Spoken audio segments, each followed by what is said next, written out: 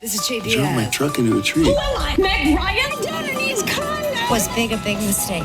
The Sex and the City reboot, and just like that, came to a depressing and poop-filled end after being canceled after 3 seasons. My God, and Victor Garber is still recovering. You can donate to our fund at 999-666-2222. After the show ended, one of our listeners for the podcast recommended that we try to pitch our own version of a reboot for Sex and the City. How would we fix And Just Like That? And I would argue maybe bring some more creativity. Who said that? We are gonna stick to the circumstances, the behind the scenes circumstances the writers had. So, number 1, no Kim Cattrall. No, but she does get one glorious $1 million cameo and we get to decide where it goes. Mr. Big still dies in the premiere. He's gotta go. Stanford leaves the show halfway through the first season. Yes, rest in peace, Willie Garson. Aiden returns in season 2. Rest in peace, Aiden Shaw.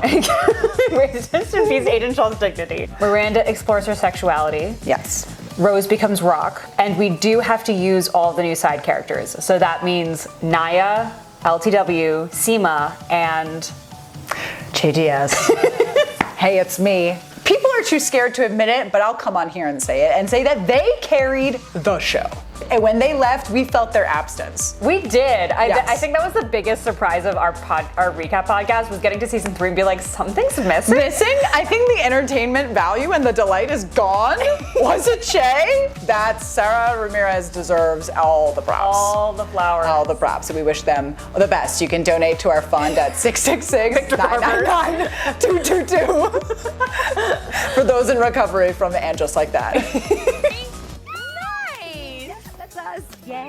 To get started for the first character, I think we should start with the most impactful change from Sex and the City to And Just Like That, which was Samantha. I gotta get my notes out. I did literature, okay? I thought long and hard about how do you get rid of Samantha, because Kim Cattrall doesn't want to be around for the correct reasons. Right. And there's an episode in season 2 of the original show, it's episode 7 of season 2, where Samantha has relations with the same guy twice. And she goes on existential crisis saying, like, have I had relations with every single man in Manhattan? Mm-hmm. And then I forget exactly how the episode wraps up, but she finds like a new guy. And so I thought, wouldn't it be funny if you got the same actor? And so basically, like, somebody's like, where's Samantha? And the one cameo is a flashback to her, Kim Cattrall, like, having sex with this man. It's the same actor from season 2. She realizes this is the 3rd time they've had relations. And at this point, it's like absolutely settled. She has had relations with every single man in Manhattan. And then Smith Jared calls right then. She answers mid-activity. And he's like, I need your help. I'm filming this movie. And she doesn't even let him finish. She's like, I have to get the F out of New York. And then we cut back to present day with Carrie and the girls. And they're like, oh, she's in London. I love the callback. I also love that you brought back Smith Jarrett. I kept coming back to this problem of, like, how do you keep her from coming back when Big dies?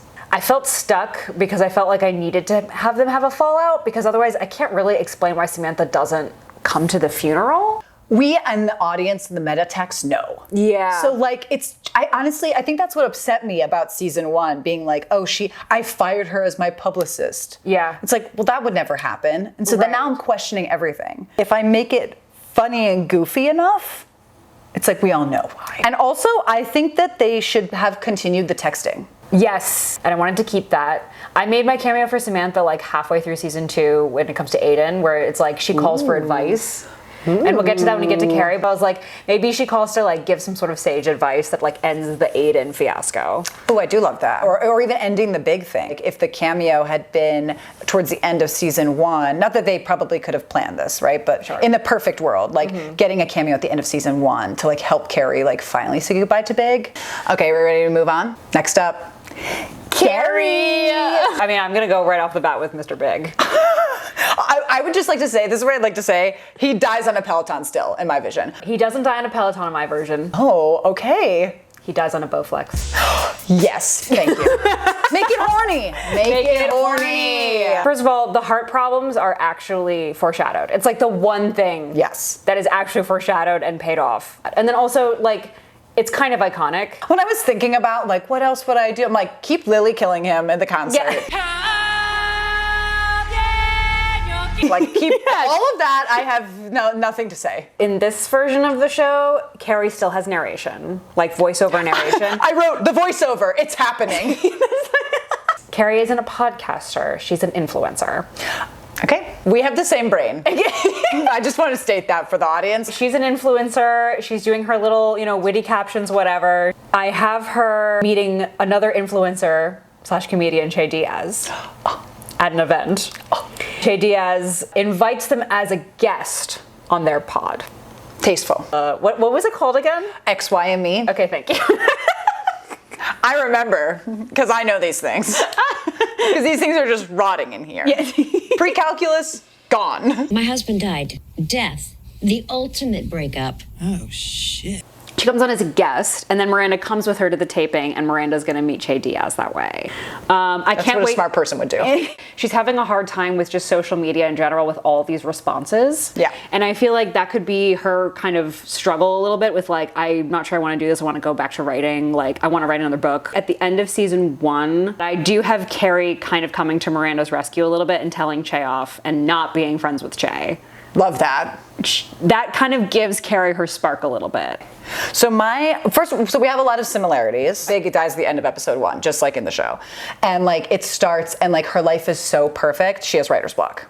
She like can't write anything because like everything's going so well. Everything with Big is going so well. He dies on a Peloton during Lily's recital. Never change that. And then I wrote like the rest of the season is like dealing with his death like normal. His funeral's at a damn church. Yeah. And I said he does not have a brother and he does not have an assistant. He should have no one at this funeral except Carrie and her friends. Because he's a loser. He's a loser. Who said that? We should keep the plot of him giving $1 million to Natasha. I literally wrote that. I said, he doesn't have a brother or an assistant, but he does leave the money to Natasha. Yes. Because that does feel, and that episode is still one of the good episodes when she like chases her and all that. Anyway. Yeah. The only thing I would change about that is the ending where Natasha gives her complete like validation. Yeah, no, Natasha stays pissed forever and icon. Yeah. So I had that like a couple, after like mourning Big for a while in season 1, like but early, she like leaves her house in a fabulous outfit to like feel good, and like try to snap out of feeling sad about Big, and then uploads it to Instagram, and she goes viral. So she's like having to deal with Big's death, which for her is like so private, but also now she's like going viral, and the response, and like everybody wants her like out and about. And I also just thought in general, like her having some kind of influencing like could open up so many of these like topics that they wanted to talk about and never did. Like, oh, you're really like hot for a mature person. Like these kinds of like, do you know what I mean? Like, and I could see her going to New York Fashion Week with like these children, again, making fun of the Gen Z, which Michael Patrick King loves. Like we could deal with like plastic surgery and like looking right for the phone. And I thought that's how she would meet Lisette. Is that Lisette would be a fellow influencer. Yes, that's perfect. Who would like be her mentor-mentee. Because that was the thing that bothered me about that relationship, is I liked that Lisette was a mini Carrie in present day, but then she never really was giving Carrie anything, except some half-baked advice sometimes. And like very strange looking jewelry. And so I thought like it would be nice if like Carrie gives her the advice and she does Carrie's phone, because as we know, Carrie also is not like technologically savvy. Yeah. So that's what I thought would be kind of her big thing, is like the public-private thing. So she wrote her big book in the early 2000s, and then like maybe she fell out of, the public popularity, and it's like that's coming back at a time when Big is gone. Okay, season 2, I've got Carrie slowly trying to date again. I would love to see her start to meet like older guys that have settled outside the city.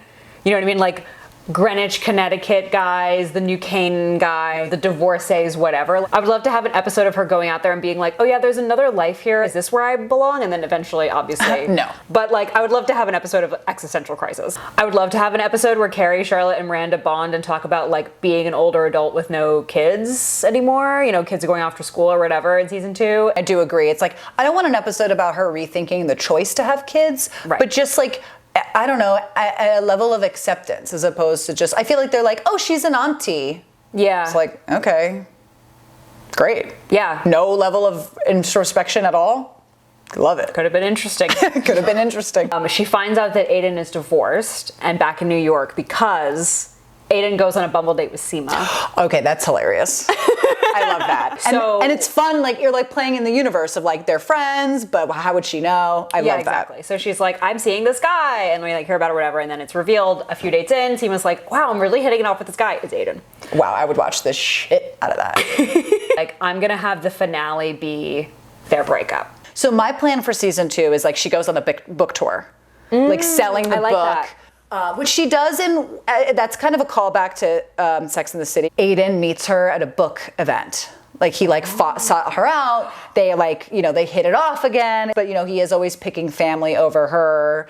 And then I thought that there could be a culminating scene of like, she goes on a late night show to push the book and he's there and he just like cannot listen to her talk about her undying love for Big like one more time. Because he's like been on the book tour with her. Like he's like, oh, I'll come with you, whatever. But he's like always texting his kid. Like, you know what I mean? They're always like never really together. And then like, I thought it would be fun also like New York, you know what I mean? To like be with Jimmy Fallon and like have this whole relationship like bust because he's like, I can't do it. You're like still in love with him even though he's dead. Also, she would be on Drew Barrymore. 100%. Yes, and they'd be all touchy-feely. All touchy-feely. All touchy-feely. And I thought she would be struggling to write this season. Season 2, she'd be like struggling to write because it's like Aiden is like pulling her away. Yeah. Okay, season 3.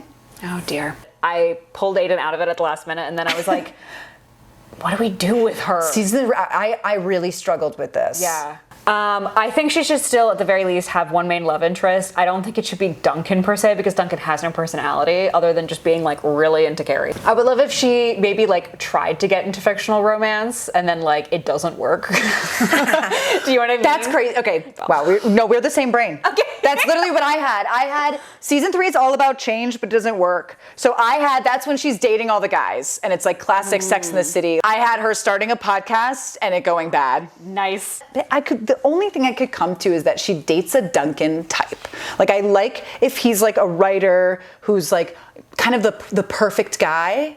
And then I thought, what if she helps him with his writing? And like by the end of the season, like, he asks her to move with him to London. And it's sort of a parallel with Petrovsky.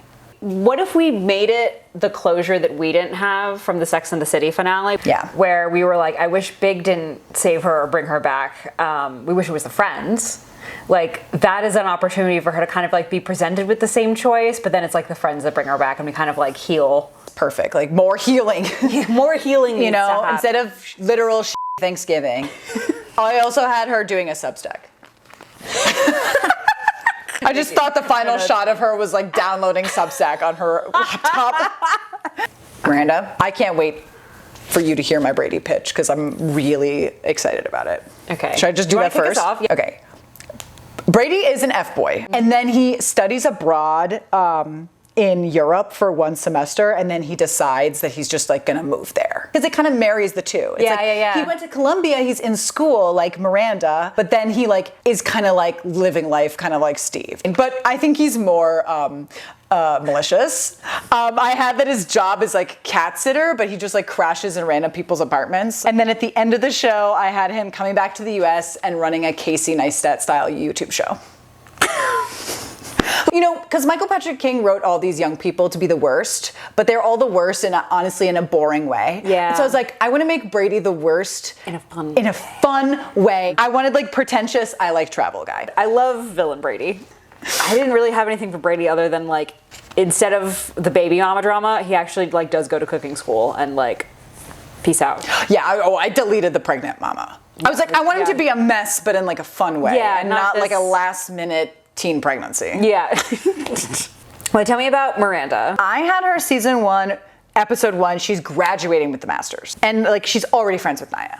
Honestly, most of my things with Miranda, especially in season 1, is just more earlier. So like episode 1, I need to see Steve try to have relations with her, and it doesn't go well. And then I had at some point, she tries to cheer Carrie up, and so she takes Carrie to like the Comedy Cellar, which is random comedians, and that's where Che is. My only really big fix here is that Che is an F person. Yes, and I have the same exact note. Indifferent about Miranda.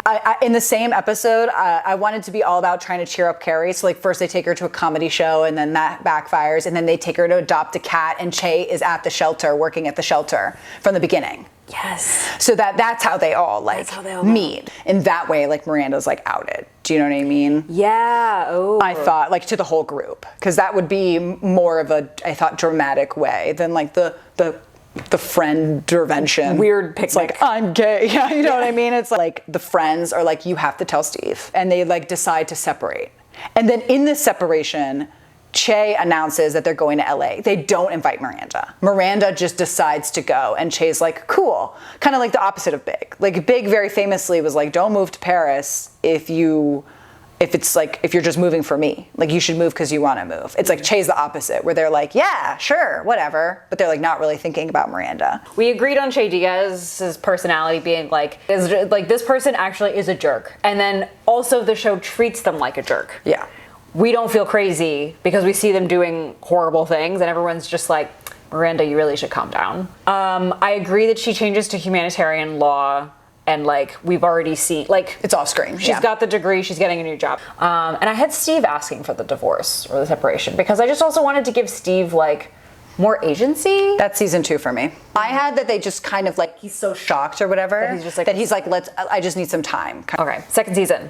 So I had the same thing, that she goes to LA and it all crumbles apart. But this time it's like over. Like I think Che ends with LA. Yeah. Because Che's like, well, I'm good. Yeah. Do you know what I mean? I have my pilot, Que Pasa. Che Pasa. And I thought it would be something where like Miranda comes home and they're sleeping with somebody else. And they're like, I thought we were open. For Che, it's innocent. But for Miranda, it's like awful. Basically, I had her being fun employed for season 1 post-graduation. Okay. So then season 2 is like trying to find a home, trying to find a job, and also trying to explore the sexuality like without Che. So I had that at the end of the season, like she has a job as like human rights lawyer, and she has to go to France to defend a WikiLeaks like Julian Assange type figure, but it's Juliana Assange. Okay? And she like kind of falls for Juliana Assange. Oh my God, Marina. So she comes back from like doing a little trip like back to the US, and Steve announces that he's seeing the woman who like helped him open up his shop. Who like maybe we've seen like a couple shots of, we've met her. Her name's Trish. And then at the end of the season, it's like, I copied my parents' love story here. At the end of the season, she's like, I met someone, I think I need to move out. And he's like, I met someone too, I need you to move out. Beautiful. And that's how season 2 ends. That's so good. Because that was my thing that drove me crazy about the human rights idea. Yeah. Like I literally Googled Amal Clooney cases. Because I'm like, let her be like the Amal Clooney. Like that's fun, you know? That is fun, and we don't see it other than her randomly being on TV, which is like not her actual job. Well, I feel like because they couldn't make the law job interesting, they pivoted to TV because TV is interesting. But to your point, it's so confused for me. And so I thought, what's the easiest thing here? She's Amal Clooney. Okay, so that's my season 2. Takes a bit of a crazy turn, but you gotta. No, I mean, honestly, I just want to throw mine out. What the hell? I'm like looking at this, I'm like, there's no Juliana Assange anywhere in my notes. I basically wanted to do like a kinder version of what they did to Rosie O'Donnell. Yes, 100%. You know what I mean? And like make it Miranda, and it's like, I want to see that. I don't know. You know what I mean? Like, what is it like as a woman who's only dated Ben her entire life, as a much older woman now? I pitched a travel episode where she's like trying to get more into like the LGBTQ community. So she does like all these various sort of like queer basketball group, and it's like queer rock climbing. She's like trying to like get into the thing. I love that. She like goes to Pride. Yeah. It's kind of like the Seinfeld episode where there's the Puerto Rican Day Parade, and it's like how the Puerto Rican Day Parade messes all of them over. Yeah. You know what I mean? It's like that. It's like an episode where Miranda, she's just her at Pride. Yeah. And it's just like fumble after fumble after fumble. That's so funny. And everybody else's day is also getting somehow impacted by Pride. Yeah. And then meanwhile, Miranda is there like destroying a float. And I do want a travel episode where someone like is talking about like the gay mecca that is like Fire Island or whatever. And then she's like, oh sure, I'll go. And then doesn't realize it's all like young gay men. I love that. See, I feel like that's like an adventure for her and Naya. You know what I mean? She's like, let's get out of town. Let's go to Fire Island. And then they're like, wow, this is not our scene. So season 3 opens. Miranda's like long distance yearning for Juliana Assange. And then I wanted like the episodes that's like him marrying Trisha. You know what I mean? And like Miranda having to say goodbye. And that beautiful speech that he gives her at the end of, I think, season 2 or whatever, when it's in Coney Island and he sort of is like sending off their relationship and like I wanted that. We're gonna be a blended family and like Brady likes her and we all like her and like this is our new family. I feel like that's the blended family I wanna see, not random pregnant teen who's thrown 2 seconds in the end. So then I had that the Juliana case comes to an end and they both realize that the case, like that their relationship is coming to an end, but Juliana gives her the gift of like, you know, she can love a woman. Yeah. And so I had her like shutting off, because that's a very Miranda move, is being like, I loved once, I loved a woman once, like that's enough for me. And then I wanted her to meet like a Chessie from Parent Trap type woman, like a gardener type, you know, like somebody who like runs the neighborhood garden. And I even had her trying to break up with her in the season finale, like being like, this is too close or whatever. Because like the Julian Assange one's like so goofy and high stakes. And then this is like so intimate that Miranda's like, it can't be good. We have to break up. But she allows herself to like feel the love. Can I build off of that with a pitch? What if that gardener is Naya? Okay, so I did have that thought because originally Naya was supposed to be her love interest in season 1. And I had the thought of like, what if Naya is just her love interest secretly the entire time? Because you mentioned it with Carrie, like what if she dates a guy who lives in upstate New York? And I had Naya moving to upstate New York, being like, I'm done, you know, like I just need to find me, whatever. And like they all have an episode up there. But I like that idea because it's like Miranda goes to like find her or whatever and realizes. Because I like the cozy feeling Miranda has with Joy. Yeah. I love the way that that ends. I just don't care about the Greyhound dogs. Charlotte. Charlotte does bond with another mom at school, LTW. LTW in this, though, like, lives off in the Hamptons for most of the time. Oh. And Harry also likes that life. LTWs loves this life. You know what I mean? We can't wait for the kids to go to college, and then we can be full-time Hampton people. Charlotte is like not totally happy about that. And so I would love for like Charlotte's journey of going back to the art gallery to be kind of her season 1 situation. I also wanted the rock transition to be like a little clumsier on Charlotte's part, like so that when we get to the day that's fun, it's like an actual closure rather than like, Mom, why don't you read the Torah? I had the modern Millie moment at the end of season one. And I also wanted Rock to realize they wanted to be an actor at the end of season 1. Ooh. Yeah, basically with the kids, I was like, they have to have an activity. So like Lily's activity is college, and that's through line for all 3 seasons. And then Rock's activity is like actor, model, and then we'll see. But that's what I wanted.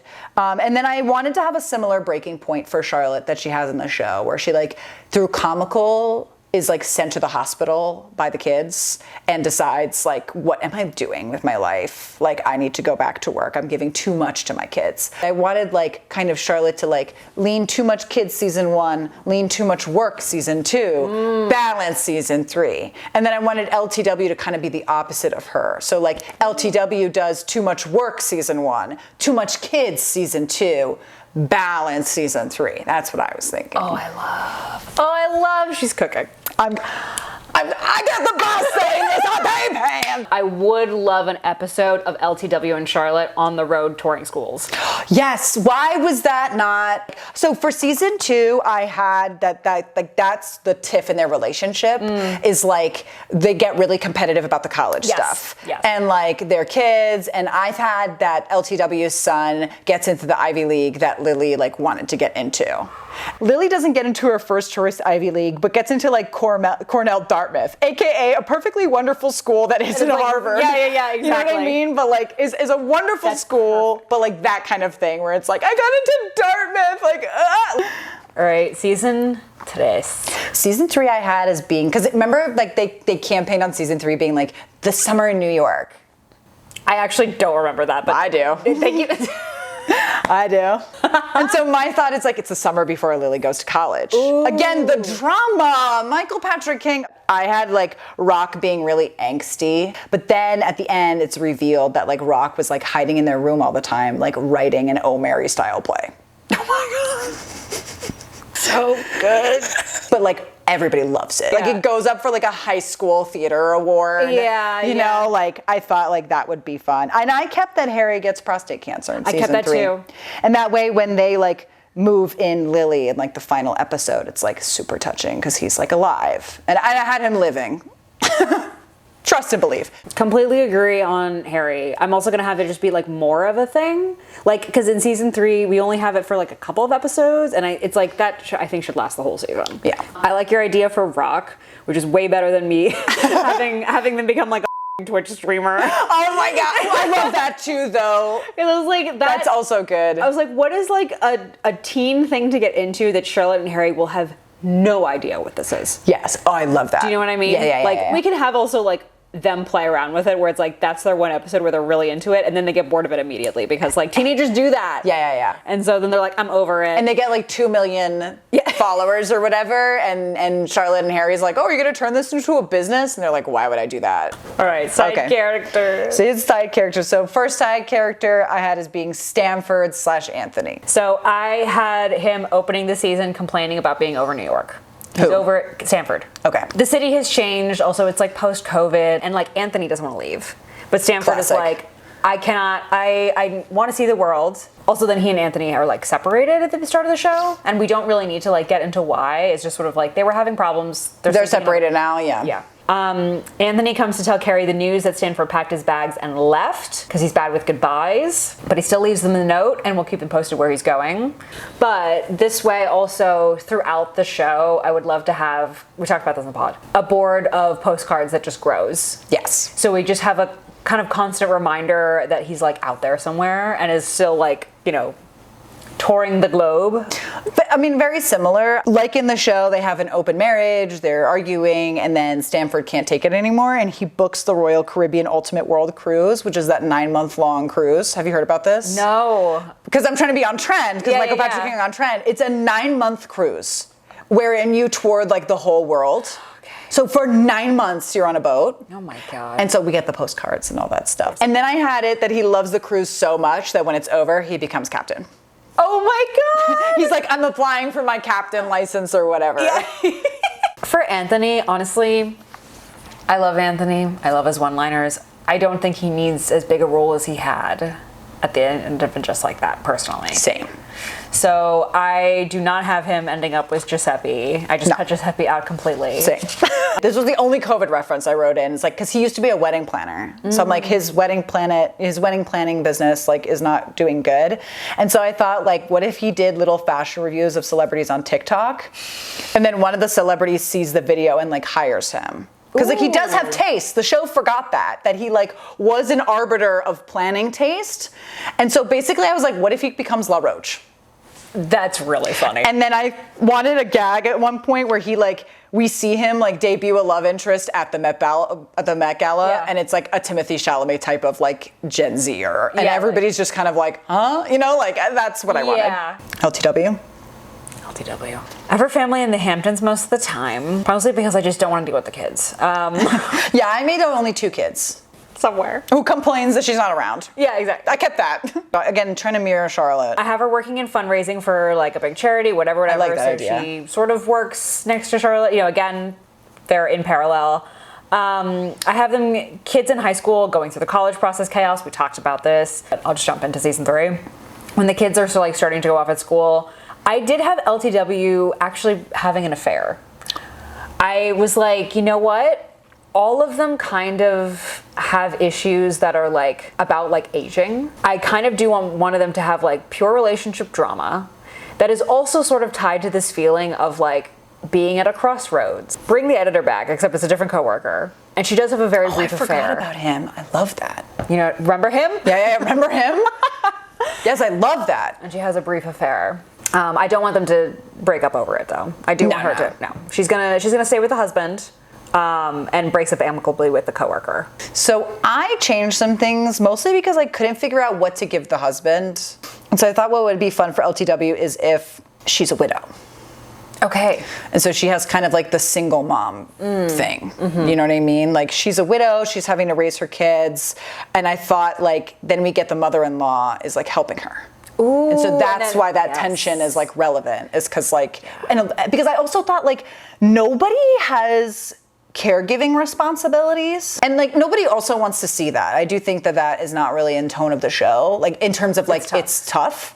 And so I thought, what is a gentle way of doing that? You know? And so, and also I've been watching The Sopranos. It gives the reason for the mom to be there, and also it isn't just typical like in-laws hate I'm gonna shit on my whatever. Yeah, exactly. Yeah. And then also that gives LTW and Carrie like a reason to bond and talk. Literally, yes. I keep thinking about that finale episode where they were like 2 married women and 2 single women. And I was like, yeah, but like, what are some other combinations here that could be fun? Exactly. And you know, her father died twice. So I thought she's a so I thought it would be relevant to her. Yeah, she would have a lot of experience with death of a loved one. I was the exact same way when I lost my dad last year. Lisa's father, Mr. Lawrence Todd. Father died. When? This afternoon. I didn't have the affair because I did forget about the coworker. I do love that more, but I did have that she falls in love with the hot chef guy. Oh, I had like she like gave up love a long time ago. Yeah. And is like was not interested and almost like accidentally falls in love with him, and then it's like then the season's like incorporating a stepdad. Okay. This is the hot chef from season 1 that Naya gets. That Naya gets, or season 2, whatever. Yeah. That also solves the problem that I was having of like what to do with the husband. I just don't have anything interesting for him that wouldn't pull everything away to him. Yeah, and too many side characters. It's too much. But I prefer the affair. Why do I feel like Blanche Dubois? Okay, should we move on to Seema? Yes. Seema, I honestly wouldn't change much about her plot in general. Okay. Like, I like that she is focusing on dating. Yes. I like that she's an accomplished real estate agent and that she meets Carrie by selling the big apartment. I think all that works. I would put Ravi at the start of season 2 and like have Ravi more. I like the gardener guy, but again, start of season 3. Yeah. So there's more time for them to like grow, maybe even break up. Yeah. And then come back together. And also she doesn't lose her business. And honestly, bring in more of the Indian parents. Yes, I had that too. I honestly, literally my note for Seema is the same, but better. Yeah. I changed her profession a little bit. Oh. Made her an estate lawyer Oh. that Carrie deals with after Big's death. I have them being introduced because she's a friend of Harry's. Like, for whatever reason, she's like in the law profession. This also makes her a little bit more tied to the group. I also want an Indian wedding episode where it's like her brother's getting married, where they're guests, and it's just like hijinks ensue. Because also, I agreed, I did want the parents to be more involved. I like the matchmaking idea too, of just like, whether the parents tried to do it or whether it's like they recommended it and then she's like, it's ridiculous, but then secretly is like, actually. Because like also matchmaking is like super expensive. Yeah. So I would love for her to actually be like, go on a millionaire matchmaker and actually be like, yeah, have a really kooky episode about it. Okay, and then Naya, I didn't have much. Yeah. They ask you how you are, you just have to say that you're fine when you're not really fine, but you just can't get into it because they would never understand. So I think I just had her kind of also being a love interest potentially for Miranda. And I think she's more like in the story that way. Yeah, exactly. I literally just like wrote out like, what do I have left? So I was like, she's been divorced, and guess what? She's hit with menopause because none of these women experience menopause. And so I thought, wouldn't it be fun for her season 1? Her whole bit is just menopause, which like, I know Michael Patrick King is out there being like, well, we did that with Samantha. And I'm like, hot flashes in Abu Dhabi was not menopause. Mm-hmm. Like, and they did a couple menopausal things in the show too, where like she like loses her libido one episode or whatever. But I kind of wanted like more. We've learned more about menopause. Yeah. And I think it's kind of crazy to have a dating show of women of a certain age in New York and not one of them goes through menopause. And that was going to be one of my things at the end for just like everyone is, I mean, as weird as it sounds, like more health problems that are also like funny. Like I don't mean like serious, like what Harry's going through or whatever, but it's like, yeah, have menopause and just like have like weird funky things about that. I did have the idea that she's the one that moves out and goes upstate. So she's not like now a sheltered hermit. Yeah. She just is like embracing older single life until she admits that she's in love with Miranda. Do you think we fixed it just like that? Do you think a reboot of this show could have worked? We may have made it better, but do you think you actually would have like liked watching a reboot of Sex and the City? I'm an optimist. So I think there is a world where reboots can work. I'm trying to sit here and think of a successful reboot. Can I think of a successful reboot?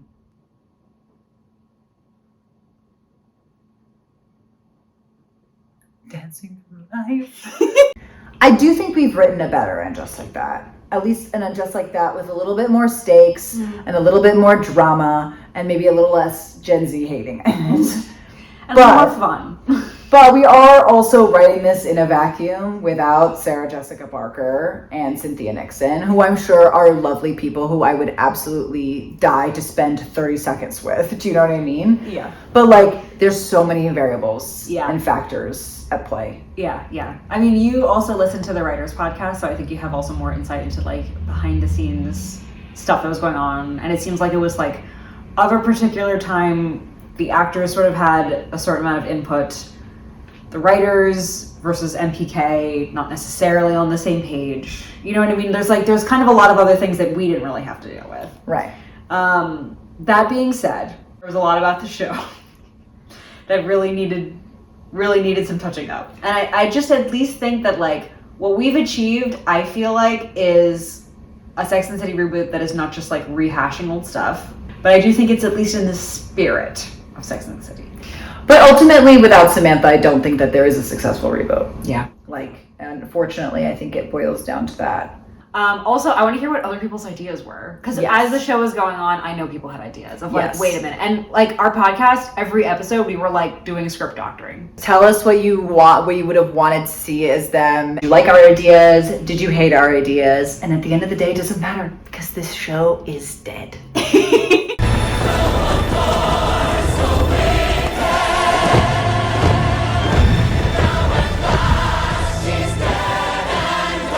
Rest in peace, And Just Like That. People keep bubbling that there's going to be another movie after And Just Like That.